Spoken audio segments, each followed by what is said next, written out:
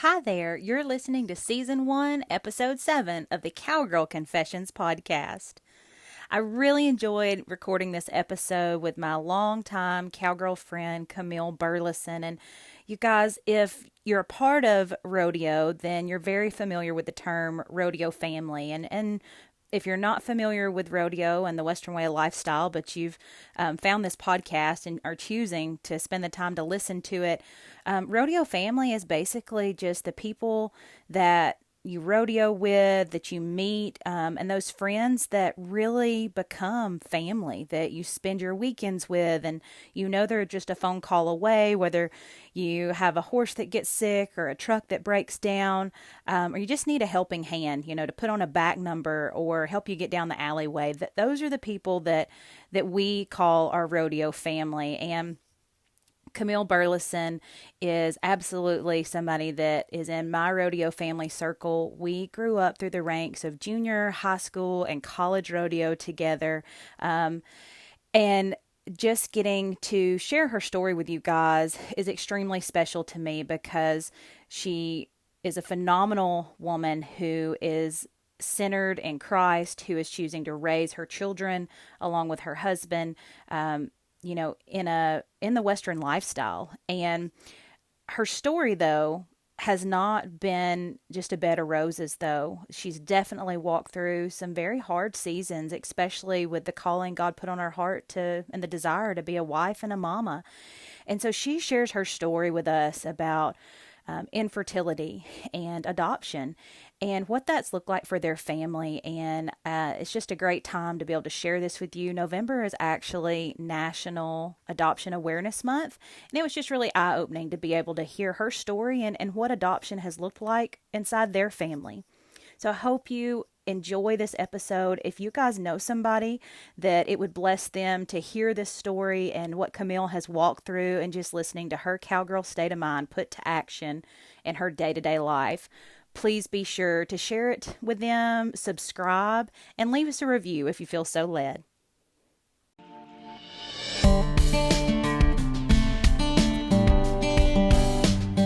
Hey y'all, and welcome. You're listening to the Cowgirl Confessions podcast. I'm your host, Dakota Dawn Johnson, small town cowgirl with Southern roots, blazing a trail as a Midwest ranch wife, mama, and businesswoman. The mission of Cowgirl Confessions is to share the wonderfully wild and Western life stories of cowgirls from all walks of life. We'll talk about the highs, the lows, and everything in between when it comes to navigating careers, cowboys, kids, and cattle. Legendary cowgirl Dale Evans said it best. Cowgirl is a pioneer spirit, a special brand of American courage. The cowgirl faces life head on, lives by her own lights, and makes no excuses. Cowgirls take stands. They speak up. They defend the things they hold dear. A cowgirl might be a rancher, a barrel racer, a bull rider, or an actress. But she's just as likely to be a checker at the local Winn-Dixie, a full-time mother, a banker, an attorney, or an astronaut. If you're into wet saddle blankets, talks with God, buckets full of laughter, and the life lessons learned in the process, kick off your boots and settle in. I pray these stories encourage, empower, and give you just the leg up you need. Here's to embracing the cowgirl state of mind, no matter how wild and Western life may get along the way.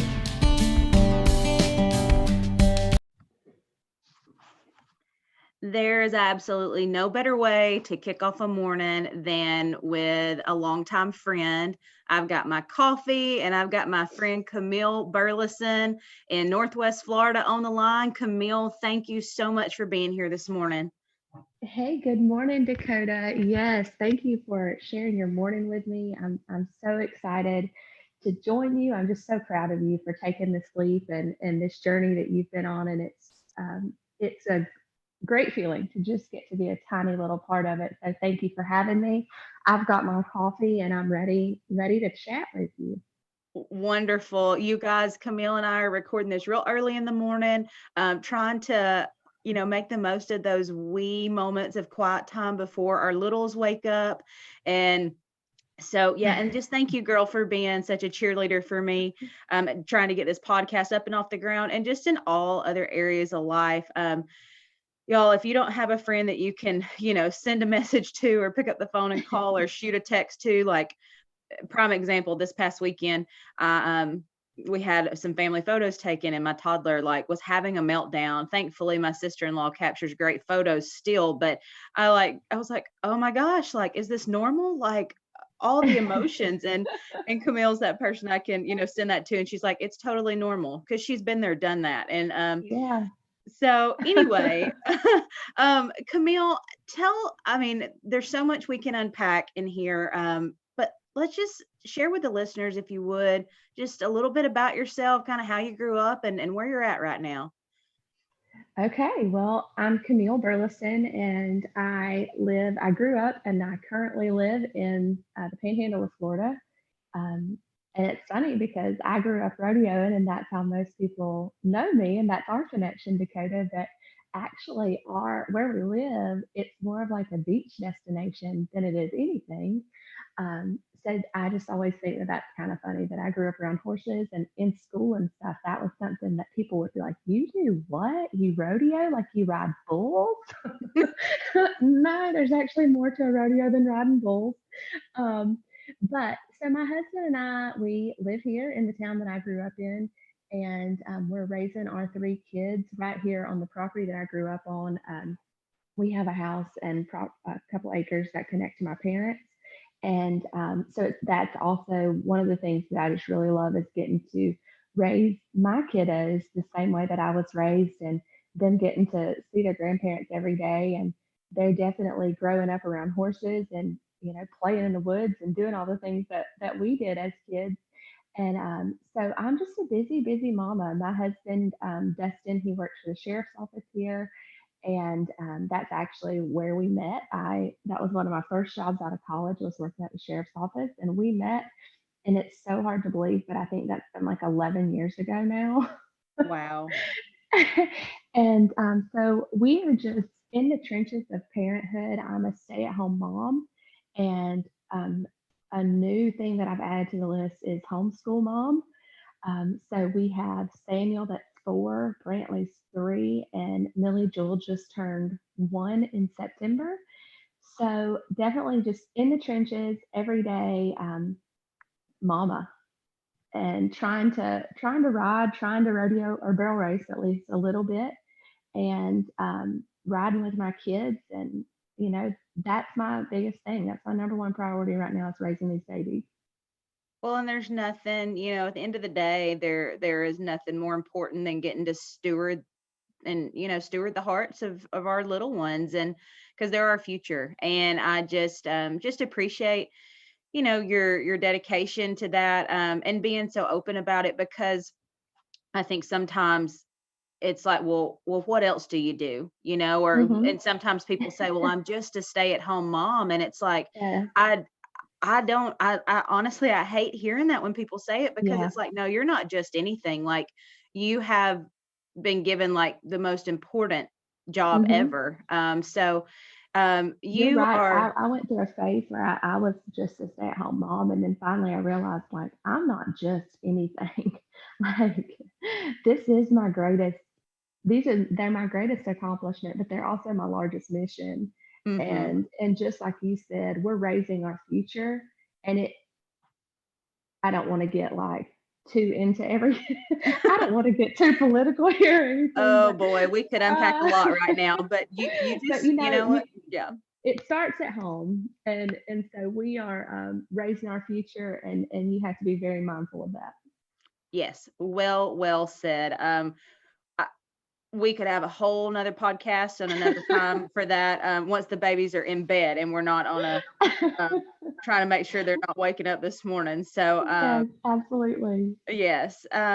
Camile, you've had so much experience, and I've literally we've known each other for over 20 years at this point, which is crazy to say as well. Crazy. Um, so, I've had the pleasure of watching you, grow up, and along, together, and through the horses and the cowboys, and, all the things that we've been and done and went, why in the world did we do that? And the Oh road yeah. trips. And, but through all of that, kind of like what unique skills have you learned from being a cowgirl, and then just how have you incorporated those in other areas of your life? Um, oh man, it's so many things you learn from being around horses and just farm or ranch life. And then when you throw rodeo into it, it just brings on a whole different set of skills. But one of the things that I look at is like persistence and perseverance and the fact that and two, like patience, like that's something I guess that I pull in daily with my kids as I go back to thinking about like when you're working with a young horse or Hmm. when how the minute that they start to get it, you give them that release and you stop on them. And so some days you may ride for hours, or they may get work multiple times because you've got a goal in mind for that day. But and with kids, it's the same way. Like some days you may have to work on something for hours before you get to that, and you may have to constantly remind them. But other days, they may give you that the first time you ask them, and you need to stop and leave it alone, just like you would with a horse. And Hmm. I really think that that's been one of the biggest things. Is like I've really, in raising these kids, like I've been like, okay, like I know maybe it's crazy to some people that I compare raising my kids to riding a horse, but that's been my life and that's something I can relate to. And so that's been a big thing.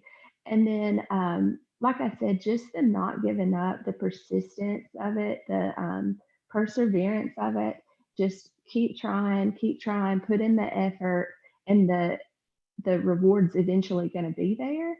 Um, and like just again, raising kids and riding young horses, you'll get a little glimpse of it every now and then, and that just shows you that the work you're putting in is going to pay off. But like you're not going to see the great reward until the end, and so that's a big part of it that I think, and just the friendships that we make in rodeo and um, the you're competing against your best friend, but you want them to win just as bad as you want yourself to win. And I think that that's just one of the coolest things about our sport is, you know, um, I think about Randa and I whenever we were rodeoing together so much. We were back there behind the alleyway helping each other. Like, is your saddle tight? Do you have this? Do you have that? Are you ready? Like, making sure each other were focused and ready to run.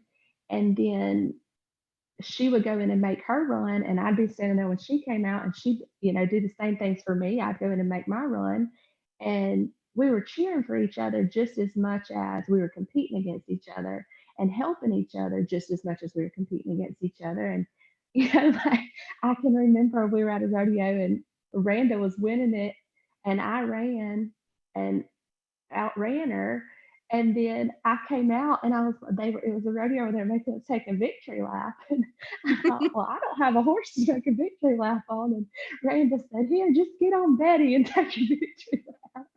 Because Rooster definitely wasn't going in there either for a victory lap. And so Uh, I made my victory lap on Betty, and halfway down the alleyway, Randa hollers at me. She's like, "Your saddle's not tight. Hold on." But when I think about rodeo, like that's what I think about. It, your best friend standing there, y'all are competing against each other, and then she hands you her horse to go make her victory lap on. And there's not a lot of sports that are like that, and especially not anymore. And but raising my kids, those are the things that I want them to see, and I really think you get to see the relationships when you're around the Western and rodeo lifestyle. Oh, I couldn't agree with you more. And I just, I mean, I'm just like grinning ear to ear right now, just, having those flashbacks, thinking about us, from junior, high school rodeo, even on to college, and, you and Randa and so many others. Um, and honestly, just right now, I'm just having like this real, like, a little bit of overflowing of emotion thinking about our parents and, the Mhm. time and the money that they spent taking us up and down the road. And like, um, not only is it that you've got your friends, I can, there were too many times to count the number of times that your dad would come over and, hey, do you need help getting down the alleyway? Or, Uh-huh. did I need anything? Mm-hmm. And it's just, there's nothing quite like it anywhere else. And now the fact that, we're choosing to raise our kids in that way. And Mm-hmm. the thought one day we could, maybe be sitting at the IFY or at high school Yeah, finals with cheering on our babies in the stands. Like, it's, I sure hope so. me too. It's like a whole full circle deal. And It really it's is.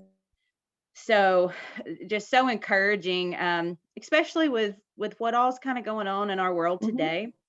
Um, And it talking like cut you off, Dakota, but that You're good. it was really like growing up, and still at the rodeos, it's still that way. Everybody watches out for everybody. I remember your mom, Pam, being back there, and she was everybody making sure we all got made. She always had her day sheet. She'd tell you right when you needed to be ready. Um, and Dad and so many others, of course, Miss Dad, Miss Becky, and they're all back there. And it didn't matter if you were their kid or not, they'll help you. And I just think like that's what I want for my kids. And also appreciate like if you were doing something that you weren't supposed to be doing, and one of them they were gonna get onto you just like you were there. And that's something I really want for my kids. Yeah, to have that accountability, it takes a village without a doubt. It does. I've heard people say that for years, and now I'm, in the motherhood stage, and I'm like, whew, it does take a village. For sure. So do you have any favorite, Camile? I know we could talk on and on, but do you have any favorite kind of rodeo stories that you can share with us? Well, just sitting here and just talking about our parents and remembering, I was just thinking about there was this, I guess it was a junior rodeo because I was little. And but me and Papa, that's what I call my dad, and he was Papa to everybody. So everybody should know that. But Yep. we were standing back there and I was getting ready to run and running barrels. And we're standing back there and this dad was getting his daughter ready and they were getting ready to walk down the alleyway and he grabbed her reins like real tight up like right by the bit and just really got a hold of this horse and the horse is just kind of walking not doing anything he grabs it and so we kind of like perked up and started watching and um, this dad he's walking her and he stopped and he turns around to that girl and he looked at her and he was like, all right, now remember, you take him to the left and you jerk him back to the right. And then they walked on down the alleyway, and me and Papa just looked at each other and just died laughing because we were like, now what does that mean? Yeah. Take him to the left and jerk him to the right. And just that little moment has stuck with both of us. And there are days where I'll be, whether it was in high school and me trying to figure out a horse, or if it's been me riding a young horse, or now it's me raising kids. But I'll be talking to my dad to Papa about something, and he'll just look, asking. I'll kind of be asking for advice or asking for his opinion, and he'll just look at me and say, "I don't know. Just take him to the left and jerk him to the right." And it's a great thing to kind of break like the depth of the moment, because it makes me just laugh and be like, well, if all else fails, I know I'm giving it 110%, so I guess we're good. That's But, right. Yeah. we never know what that saying really means. Like when you take him to the left and jerk him to the right, I'm sure even on thinking about the barrel pattern, I'm still not real sure how you do that. But that there are days in motherhood and in marriage, in whatever, where I really feel like that's what I'm doing. I don't have any idea, but by golly, I'm going and doing, and I'm putting in the effort, and I'm trying. You're showing up. You paid your fees, you're That's entered. it. And boy, some days I feel like, I know we've talked about this before, but I'm like, I need a magic seat. There was a point in my life where I was like caught between my teeth, over and under and between the first and second. And now I'm like, whew, Jesus, take the wheel. Where's my magic seat? Somebody give me a boost to get on my horse. Like it's, but you know what? In those moments, like you said, take them left, jerk them to the right. You're entered. Yeah. Let's go do Hey, this. and you know what? You're not only just entered, like you've got a game plan. It Yeah. may not make a whole lot of sense to you, and it may not make any sense to anybody else, but sister, you've got a game plan and you're going in the gate. That's right. That's right. Sometimes just showing up and getting in there is half the battle. Oh my It goodness. is. Yeah, I already know we need a whole nother episode just devoted to telling rodeo stories, and we should have like Randa and Jill and some of them Oh on my here as well. goodness. For sure. So okay, you mentioned you've started this homeschool journey. You're still trying to run barrels. You've got 3 children. What advice do you have, Camile, on just navigating the responsibilities as well as the opportunities when it comes to, careers, cowboys, kids, and cattle? How are you doing it all? Oh man, I'm wearing a magic seat most days. I mean, in all honesty, right now, okay, let me just back up just a little bit. Before we had kids, I had a great job that I absolutely loved, and I traveled. Not as much as you do, Dakota, but on average, about 1 week every month, I was on the road. And but I loved my job. And so it was a big thing for me to step back, even though I knew I always had wanted to be a mama and I'd always wanted to be a stay-at-home mom. And I knew that's what I wanted. But then whenever it actually happened, Mhm. it was a big adjustment.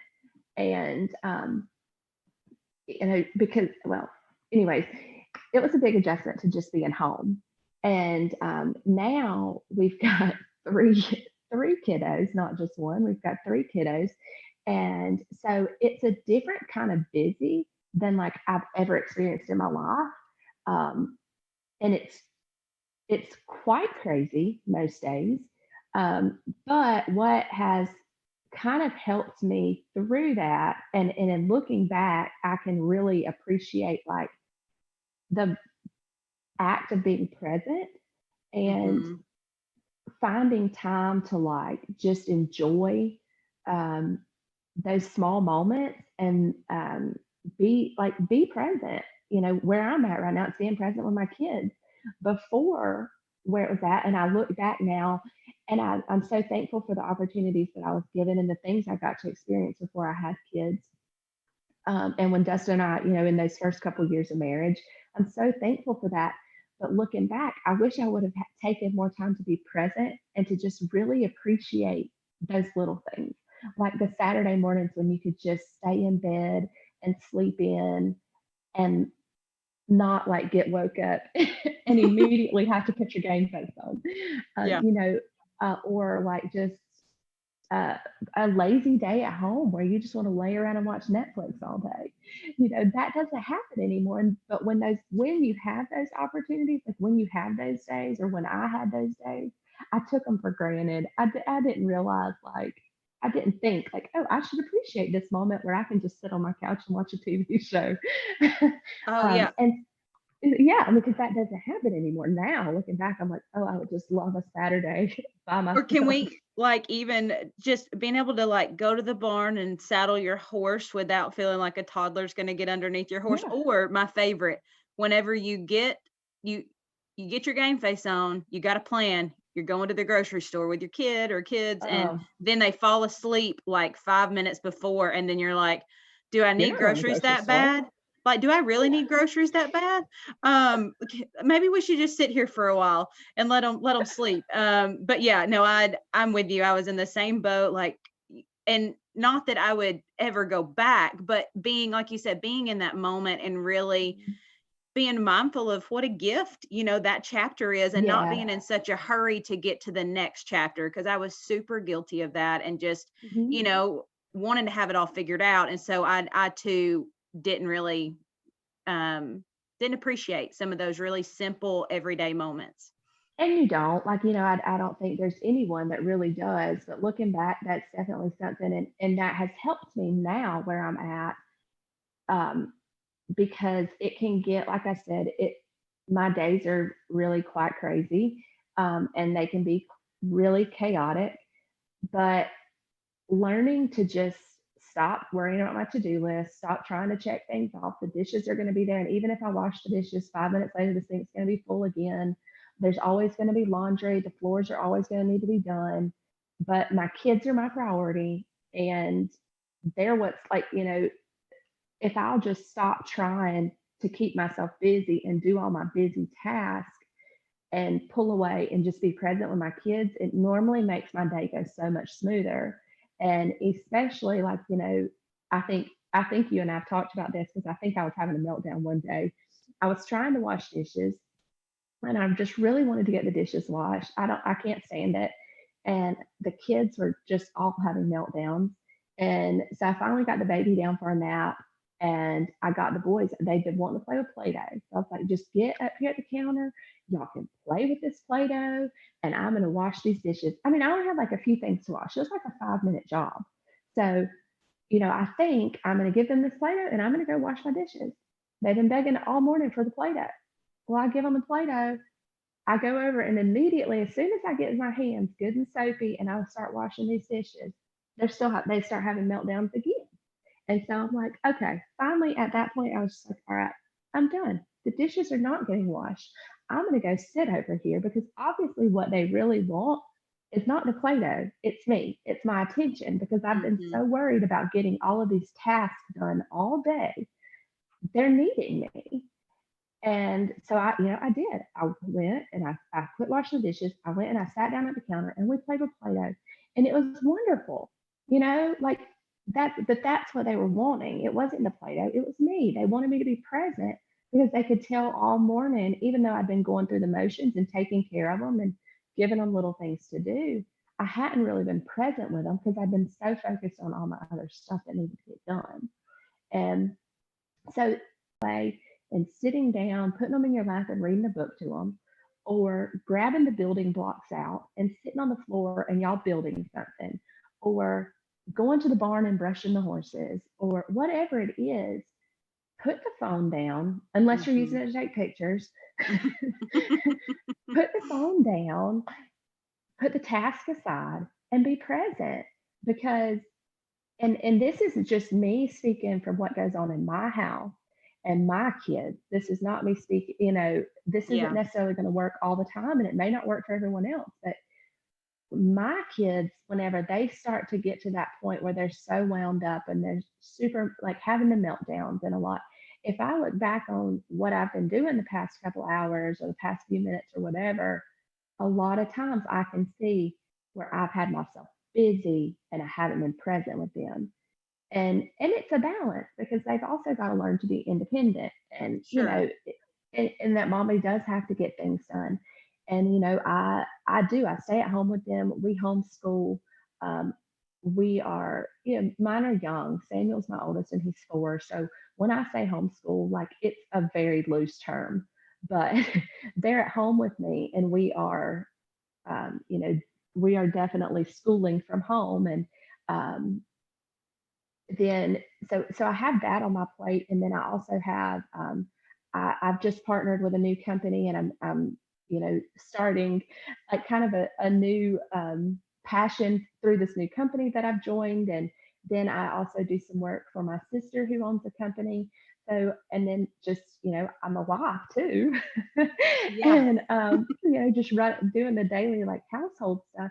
So we have a lot of things on our plate, and it does it.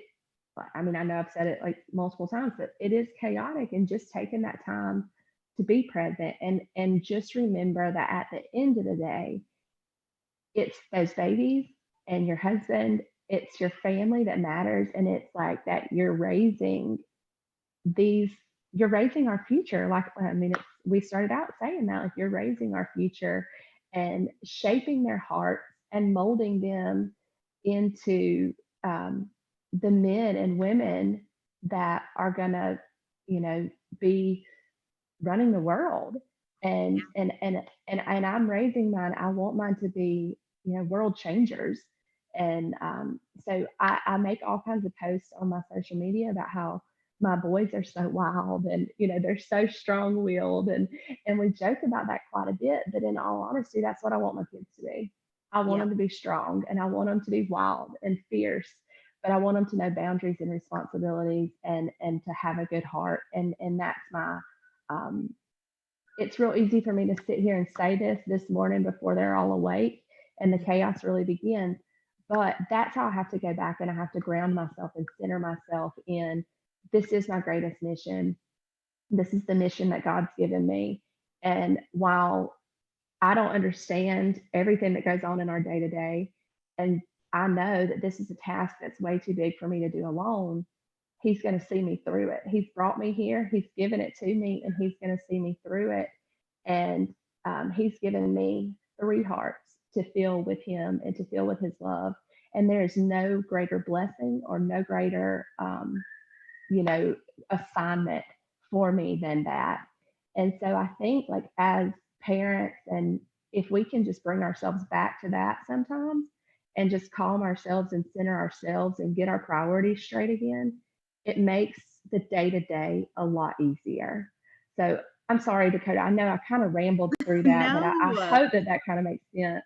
It did. And just with those reminders of how important it is to be present. And and that goes for everything, like you said, not only with your kiddos, but with your marriage, and even with work. I think with us having our phones that are like an extra appendage of us, sometimes I'm very, very guilty of like checking the email or doing this or that instead of just being present. And thank you so much for that, Camile. So good. Camile, did you know that you always wanted to be a mom, or that you always wanted to have 3 kids?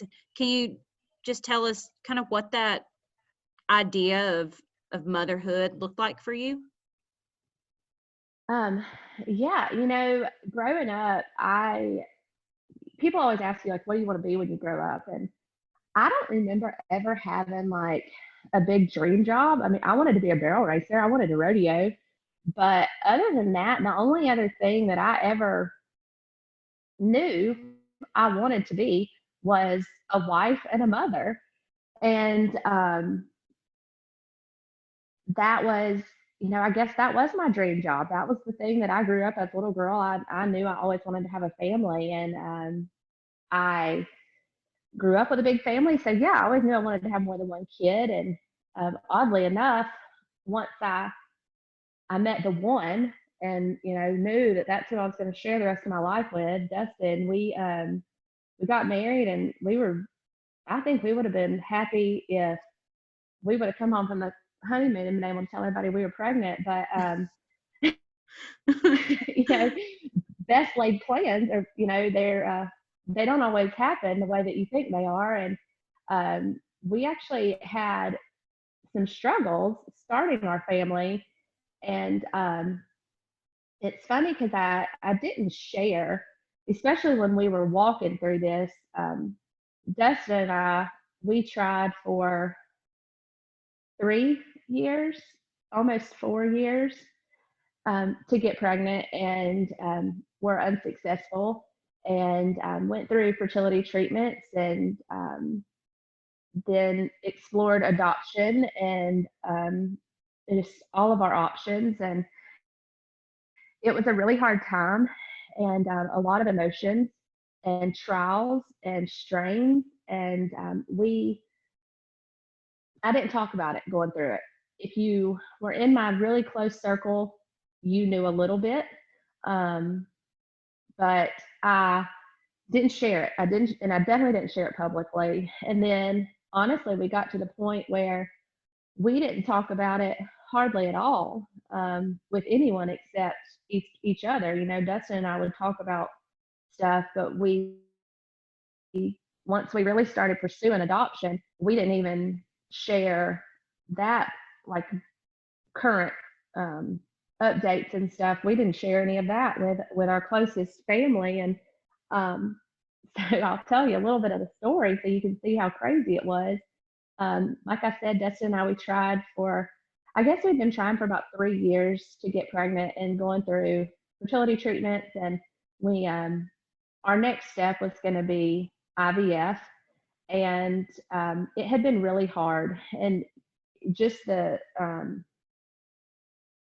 of course, the emotions of it are hard. But then when you're going through these treatments, the stuff that you're putting into your body as a woman, you know how much, just when your hormones get out of whack a little bit, you know how much that affects everything.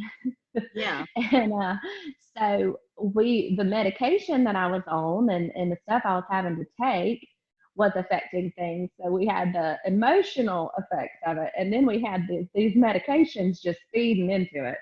And so when we got to the point where our next step was IVF, Dustin and I just really stopped and took some time to think about it. And we had always thought about adoption. Adoption, actually, even before we were married, adoption was something we talked about and we were open to, but we thought later in life we would adopt. Like, maybe that'll be the way we end our family. And but at this point, we were like, we really feel like this is it. This is what we're being called to do and to explore this. And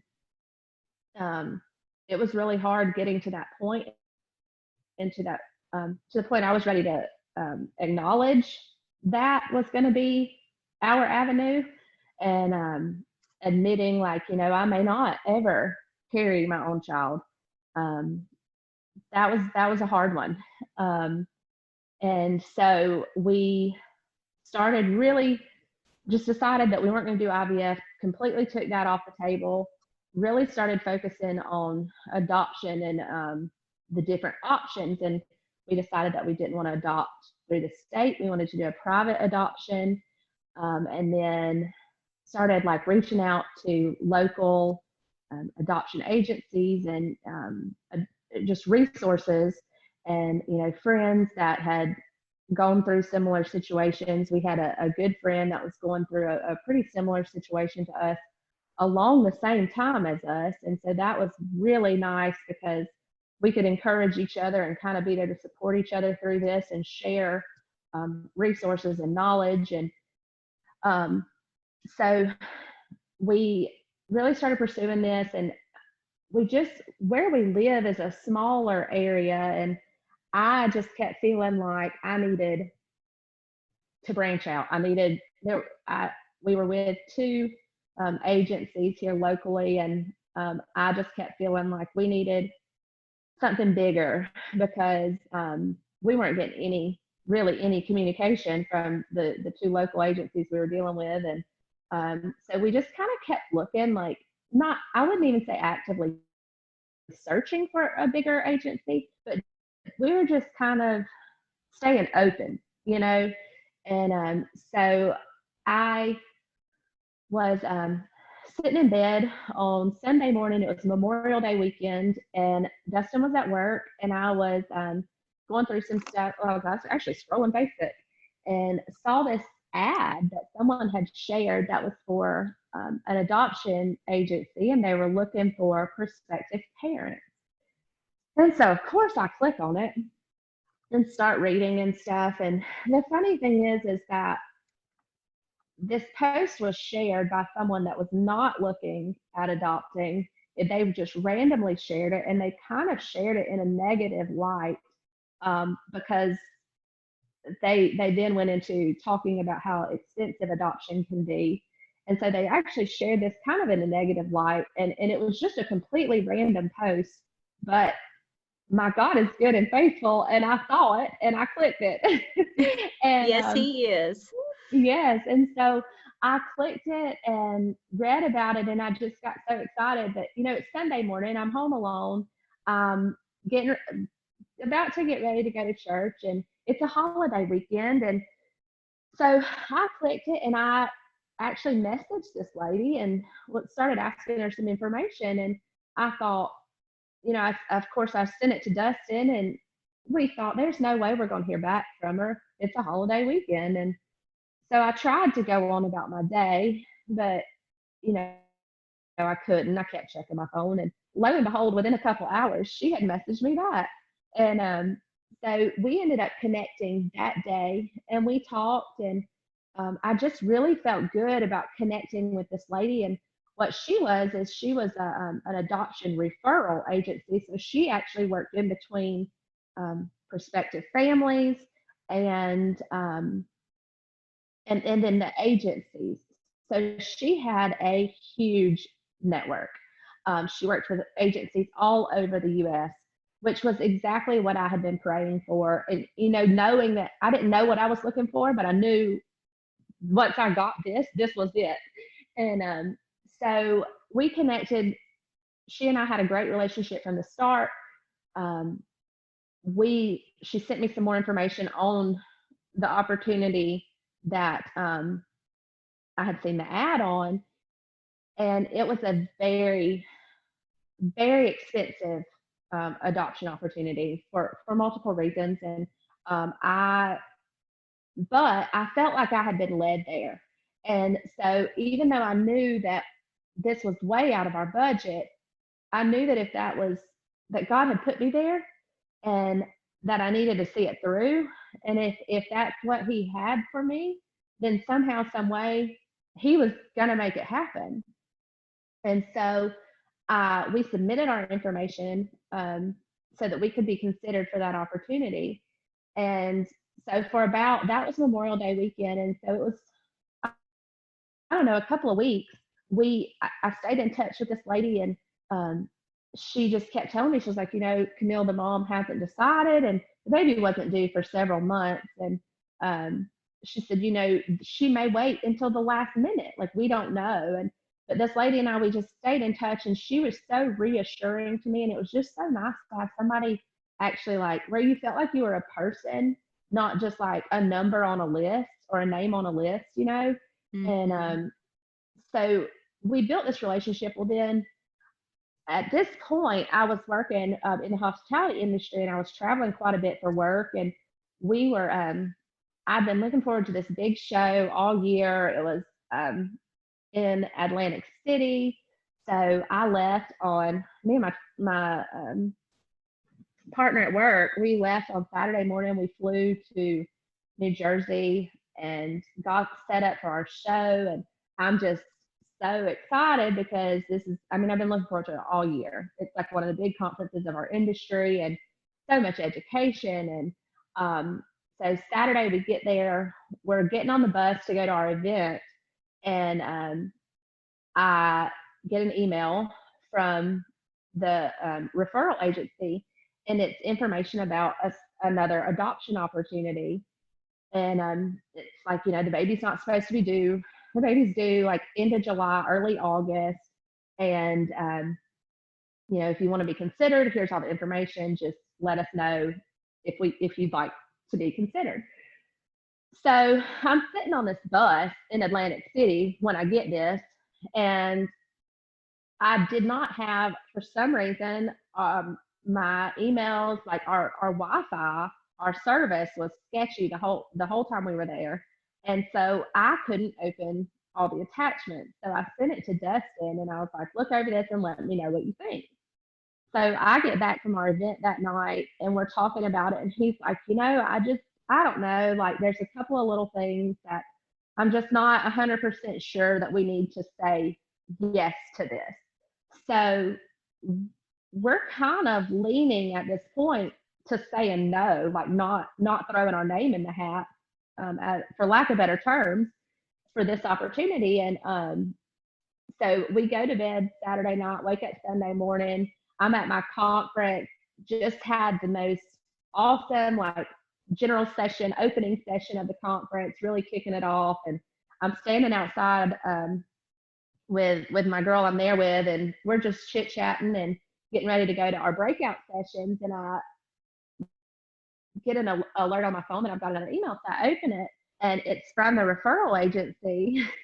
And it's now saying that this baby that I just received information on, he's been born. Like he's been born prematurely, and it gives like his stats and stuff. And so if we want to be considered for the opportunity, then we have to submit our stuff as soon as possible, like right now. And if you're chosen, you have to be able to travel to Texas ASAP, immediately. So you can imagine, like, I'm like, oh my goodness, this is what? Yeah. Wow. Like, here I am in New Jersey, and so I'm trying to get Dustin on the phone, and can't get Dustin on the phone, and my phone's not working. Like, I have horrible service, and so trying to get him, can't get Dustin. And so So I reach out. One of my cousins is a NICU nurse. And so I reached out to him and I sent him like the information that I had, the little bit of information that I had. And, just asked him for like his opinion because I wanted to make like of course, when you like, I wouldn't know, I didn't know what all that stuff meant that they were sending me. And, so I talked with him and he's like, yeah, I think this baby's fine. Like he's early, but there's nothing wrong. There's, he's okay. And so it seems like it's been hours, but it's probably been like an hour. And finally I get in touch with Dustin and I tell Dustin, I'm like, I talked with Tony, my cousin, and like, this is what he said. And do you want to do it? And Dustin's like, well, yeah, let's like go ahead and do it, and the lady at the agency, she's like, I'm trying to get all this collected, Camile. So I feel like I'm being pressured and there's nothing I can do, And so finally we said yes, and we sent in our information to be considered for this opportunity. And so that was on Sunday. And Monday, they took everything to the birth mother and had her review it. And, this whole time I'm just staying in touch with the lady at the referral agency. And I'm at this conference. I'm trying my hardest to pay attention and to learn things and to soak up everything that I've been looking forward to for the past year. But all I can do is continue to refresh my phone to make sure that I haven't missed an email or I haven't missed a text message or, you can imagine, Dakota, everybody can imagine what this would be like. And, and then I'm not even there with, like, my husband's not even there with me. I don't even have my person there. Mm-hmm. And luckily I'm traveling with the girl that I traveled with for work. We were friends, and she knew a little bit, but when all this started happening, I had to sit her down and tell her everything because she was going to have to be there for me. Yeah. And so it was crazy. She was on pins and needles too. I think I was making her a nervous wreck too. And so we made it we made it through our sessions on Monday. And I at this point, I knew I was waiting for an answer, a yes or a no at this point. And so the conference was over, or that day the sessions were over, and we were getting ready to go back to our room. And we walked into this little sports bar kind of deal to meet some people. And we ordered some appetizers, sat down, and had happy hour with them. And we're walking out, and I get a text message, and she's like, check your emails. It's the referral agency. She's like, check your emails now. And I can remember the exact spot I was standing when I opened that email, and it's like, congratulations, you've been selected. And it was all the feels. Like I just, immediately started crying, happy tears. And I remember looking at Ashton and being like, I'm a mom. Oh, and Camile. so then so we're standing there in this casino conference center in Atlantic City, and I'm like, I got to get to my room. So, she's rushing me down the hallway. I'm screenshotting the email and sending it to Dustin, and trying to get to the room so I can call him. And I remember, he answered the phone like as I was opening my door to my room, and I was like, oh my gosh, we're parents. And I'm crying. And he's like, but what's wrong? Nothing's wrong. Everything's perfect. It's just so happy. Yes. Yeah. I'm just crying. And so he, where me, I'm flooded with emotions, and it's like I'm crying and laughing. And Dustin, when he's flooded with emotions, he just goes blank. Like, he just has to take it all in. And so then I'm rattling things off 90 miles a minute, and he's just sitting there. And I was like, you know what? Why don't you call and tell your parents, and then why don't you go over to my parents' house and y'all call me, and let's tell my parents together, because we live right here by my parents. So, and I figured that'd give him a little bit of time to kind of start to digest and process everything. So we did. He called me back a little while later, and we told my parents on speakerphone. They had absolutely no idea. No Oh, wow. one No one had any idea, because our thought was that, like with that other opportunity that we had initially been pursuing, we would have had time to tell everyone. That baby wasn't supposed to be born for months. Mm-hmm. Well, this one, it happened in a matter of 24 hours. So, or like, I mean, I guess 48 hours. But it just happened so fast. There was no opportunity for us to tell them. And honestly, at that point, you're like, I'm in the middle of it. I don't want to tell them. And then if we don't get selected, then, because sometimes, like when you have to face those bad situations, it's just easier to face them alone and deal with your Mm-hmm. emotions independently versus having to deal with your emotions and somebody else's emotions. Yes, So ma'am. because this it'd been a really hard journey, and my family had been through so much of it with us, that by the time we got to this point, we were like, let's just kind of be independent going through it. And so anyways, this was a huge shock to my parents. They knew we were pursuing, this was a huge shock to everybody. They knew we were pursuing adoption, but they did not know we were like currently pursuing an opportunity, if that makes sense. And so we here I am in Atlantic City. Dustin's here in Florida at home, and we are trying to figure out like how we're going to get to Texas in the next 24 hours. And of course, in my mind, like I wanted to be there right then. Mm-hmm. I was already late. And so I started I just made my friend, she sat down and we just made a list of everything that I had to do. And the biggest thing was booking our flights. And so we booked flights, and Dustin handled everything here at home and loaded up all of our stuff. And we met in Texas. And by lunchtime on Tuesday, we were at the hospital getting ready to see our baby. And we got to the airport, and I met that, I flew from New Jersey. He flew from here. We met in the airport, and we were walking through, and I was like, we don't have anything.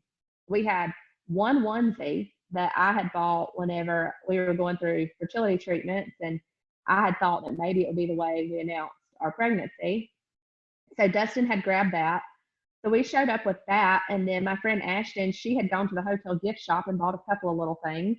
And so we had that, and then we're walking through the airport, and I was like, we don't really have anything for this baby. And so we go in the gift shop at the airport and buy a teddy bear that says something about like "Welcome to Texas." So that's how we showed up to the hospital. And I'm dragging in, I think I had at least 2 big old suitcases, because I was traveling for work, and not a bit of stuff that you'd want to stay like for a hospital stay, Right. And then Dustin comes in. I mean, girl, it was hilarious. And so we get there, and I just remember like they made us stop outside of the NICU, and they have to check like all of our stuff. And I was standing there, and I was so scared and so nervous that I was just wanting to cry, because at this point, and like even after this, the thought is like, okay, I've come this far. I'm this close to having this baby that I've prayed for and I've wanted for so long. But then you still know there's like, or you think your mind goes to the bad place, and you start to think about all the things that could happen still. And so we're standing there, and I'm just like, just please, just get us in there. Let me see this baby. And so they start walking us in, and Dustin and I had wondered for a long time, like, what's it going to be like when you get pregnant? Like, you're pregnant and you grow this child, and you feel it moving in your tummy, and you get to see the ultrasounds and hear the heartbeat, and you do all the things, and we're not going to do it. We're not going to have any of that.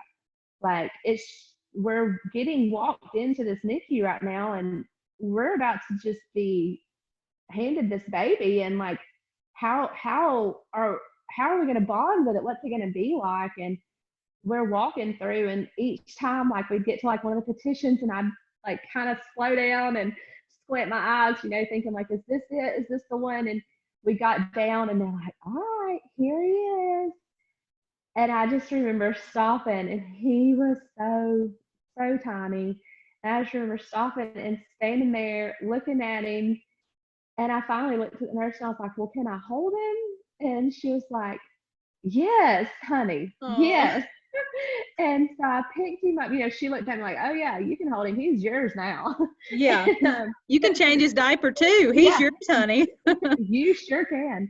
And so I remember holding him, and Dustin and I, we're both just crying, and I'm holding him, and Dustin puts his hand on his head, and Dustin's hand was as big as the baby. And he was so tiny that instantly, just this peace and this sense of just being was like in the right place. It just came over both of us, and there was never a moment where we were uncertain. There was never a moment where like we had to figure it out.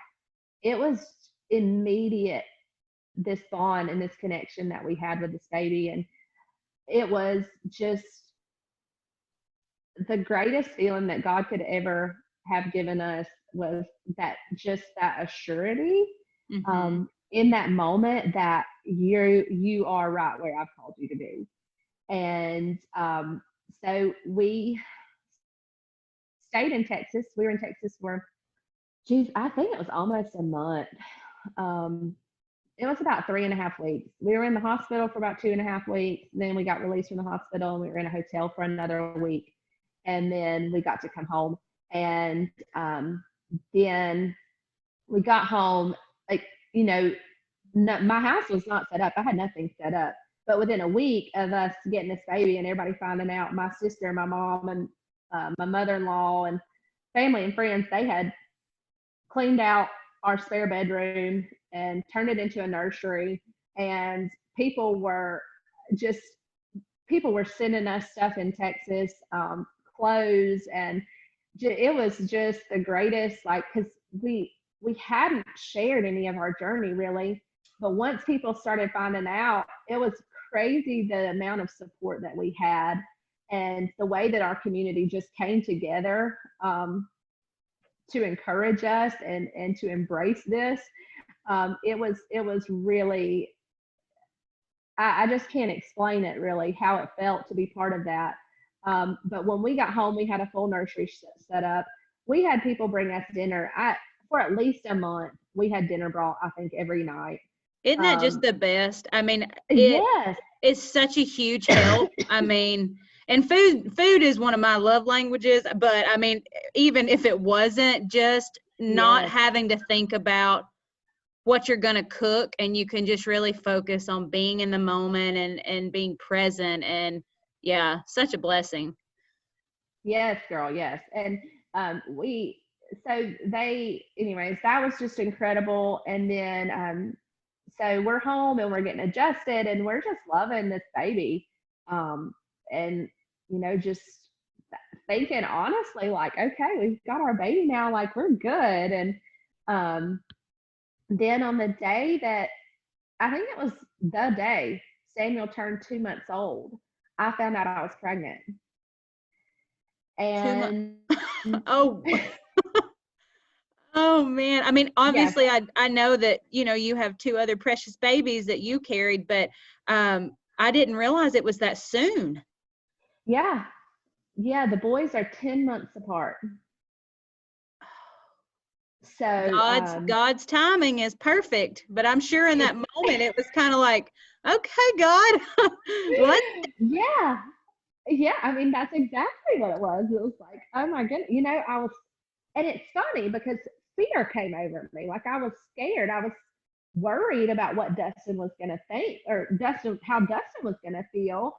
I was worried about like what my family was going to say, because here we've just gone and adopted this baby, and then now I'm pregnant, and why that's where my thoughts went, I don't know.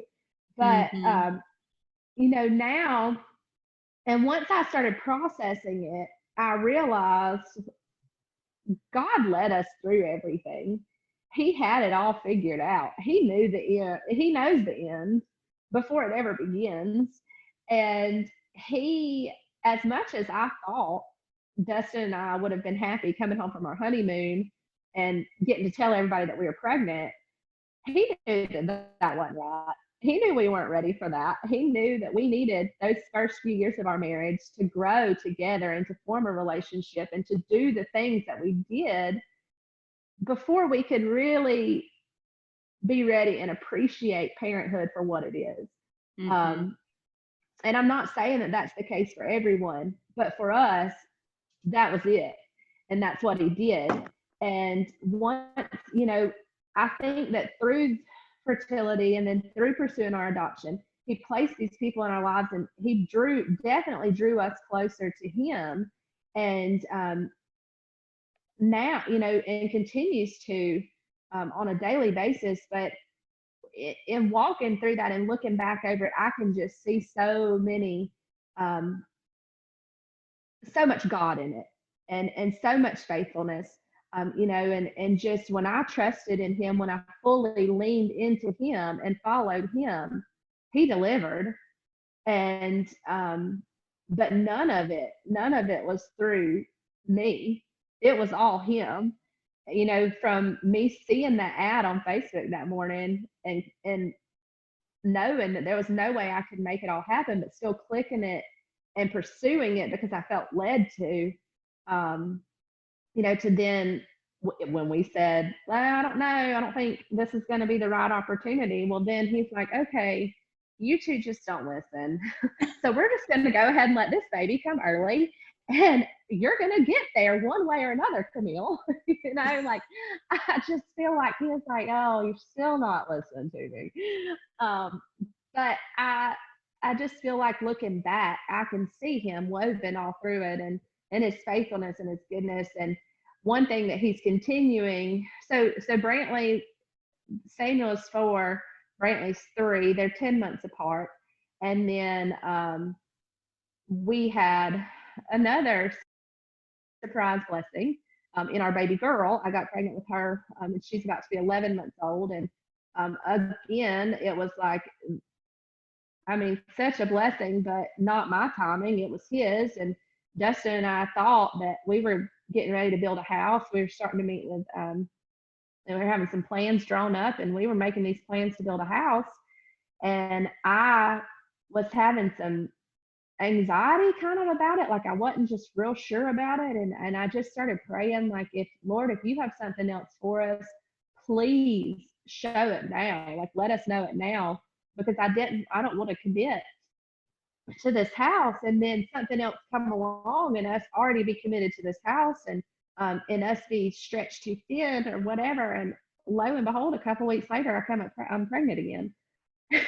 So instead of starting to build a house last September, we had a baby last September. And it's funny because our lives are so much different than we thought they would be.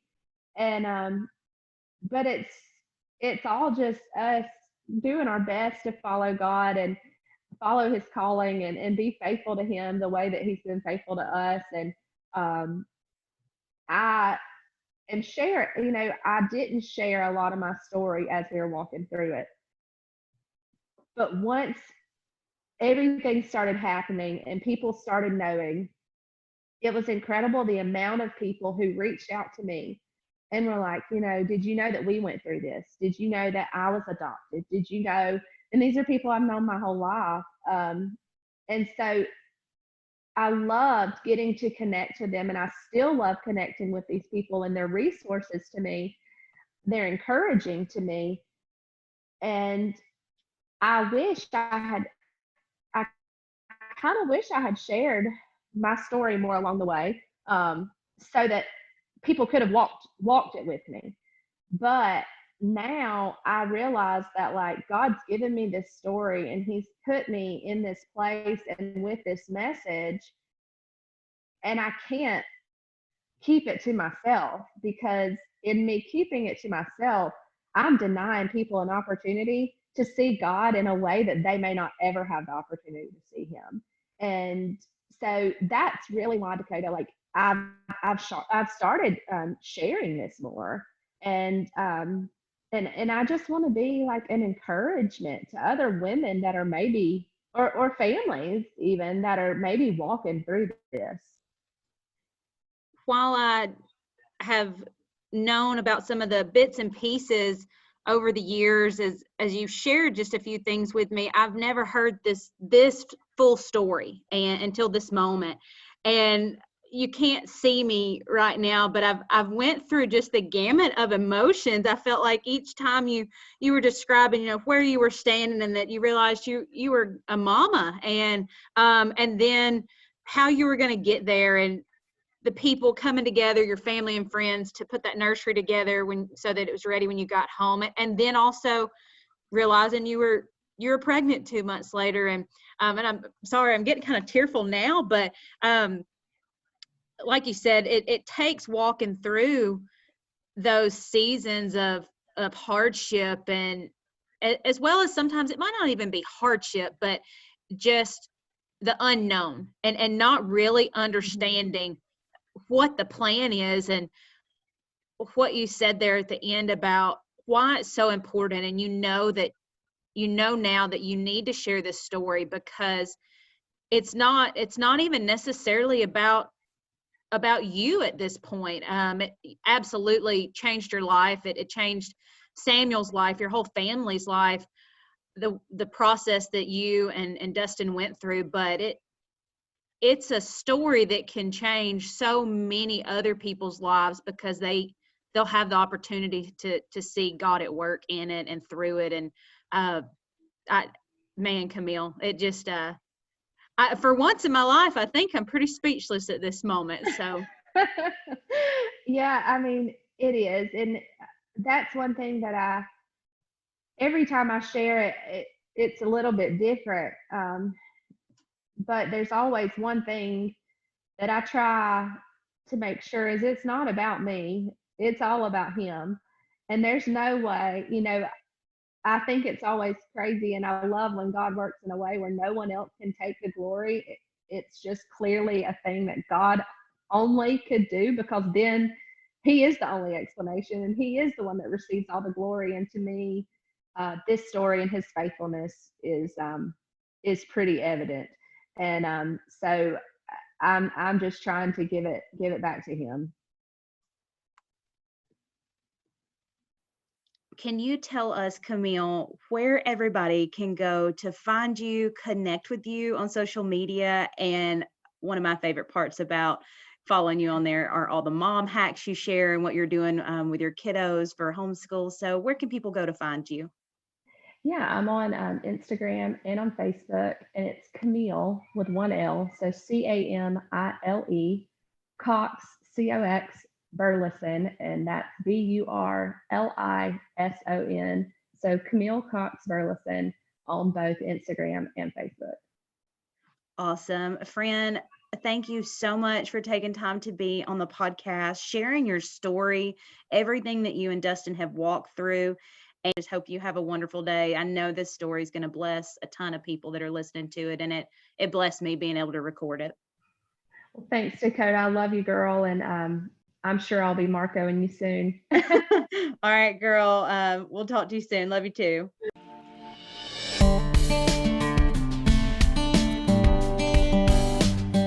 Thank you for spending your time with me on the Cowgirl Confessions podcast. I'm so glad y'all stopped by.